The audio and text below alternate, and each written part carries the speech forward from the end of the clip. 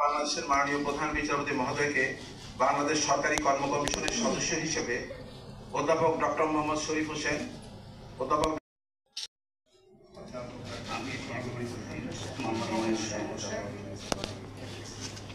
সরকারি কর্ম কমিশনের সদস্য নিযুক্ত হইয়া সশ্রদ্ধ চিত্তে শপথ করিতেছি যে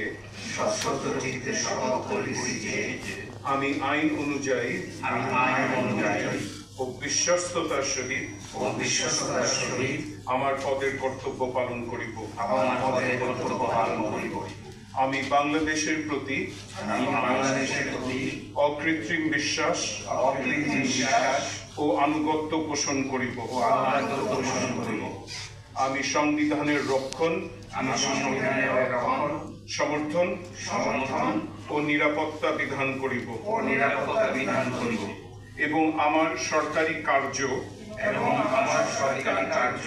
ও সরকারি সিদ্ধান্তকে ব্যক্তিগত স্বার্থের দ্বারা প্রভাবিত হইতে দিব না।